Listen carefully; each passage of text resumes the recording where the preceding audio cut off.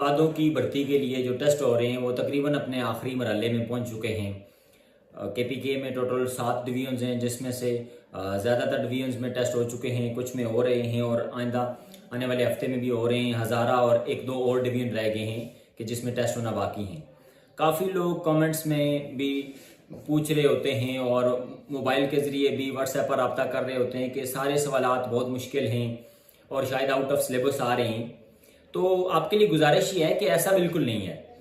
Recently जो 2-3 दिन पहले बन्नू डिवीजन में सिटी का पेपर है, मैं उसी को देख लेता हूँ, उसी को डिस्कस कर लेता हूँ कि उसमें हमारे पास जो मल्टीपल्स के सवाल आए थे, ये छठी में हम पढ़ते हैं, छठी की मैथ में है। जो फ्रैक्शन वाले सवाल थे 1/2 + 2/3 + 3/4, ये चौथी और पांचवी के सिलेबस में है बाकायदा, और ये सवालात मशकों में से आ रहे हैं। ज्यादातर सवालात या तो एक्सरसाइजेज में से आ रहे हैं, बहुत से सवालात एग्जाम्पल्स में से भी आ रहे हैं, कुछ सवालात रिव्यू एक्सरसाइजेज में से आ रहे हैं। हाँ, ये जरूर है कि ईटा ने ज्यादा फोकस कर रखा है स्टेटमेंट क्वेश्चंस के ऊपर। अब लोगों को परेशानी क्या आ रही है कि लोग वो स्टेटमेंट को समझ नहीं पा रहे हैं। जैसे लीनियर इक्वेशन है, अब वो सवालात बड़े आसान होते हैं, लेकिन वो जो स्टेटमेंट लिखी हुई है उसको लीनियर इक्वेशन बनाना ये बड़ा मुश्किल है। इसी तरह कुछ 2-3 सवालात तो इतने आसान थे, जैसे एलसीएम फाइंड करना या एचसीएफ फाइंड करना, लेकिन चूंकि वो स्टेटमेंट क्वेश्चंस थे इसलिए लोगों को परेशानी पेश आ रही है। और फिर प्रोबेबिलिटी का सवाल था, ये 8वीं का लास्ट चैप्टर है। फैक्टराइजेशन का सवाल है, ये भी 7वीं और 8वीं में हम बच्चों को पढ़ाते हैं। क्यूब रूट का सवाल था, 8वीं की मैथ में से सवालात हैं।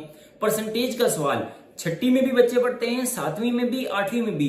तो और ज्योमेट्री तो तीनों क्लासों में है, चौथी, 5वीं, 6ठी, 7वीं, 8वीं तक की सारी ज्योमेट्री आ गई है। तकरीबन 90% सवालात मैंने मैथ को देखा है, ज़ाहिर मैं 4-5 साल से पढ़ा रहा हूं, तो वो सारे के सारे छठी, 7वीं और 8वीं के मैथ में से आए हैं। हाँ, कुछ सवालात हैं, 2-4 सवालात ऐसे होते हैं जो शायद 9वीं 10वीं की साइंस वाली मैथ में से आ जाते हैं या जनरल मैथ में से आ जाते हैं, लेकिन वो एक्सेप्शनल केस है। तो गुजारिश ये है कि जिन लोगों का टेस्ट अभी रह गया है, चाहे वो पीएसटी का है, सीटी का है, पीटी, डीएम या किसी भी और शोबे का है, तो वो सिर्फ किताबों के साथ अपना जो तल्लुक है वो मजबूत करें, तैयारी को बेहतर करें। हमारे पास एक ही ऑप्शन है। अब देख रहे हैं हम कि हमारे पास जो एनालिसिस आ रहे हैं कि अगर 100 सीटें किसी जगह पर खाली हैं तो पास होने वालों की तादाद ही 80 है।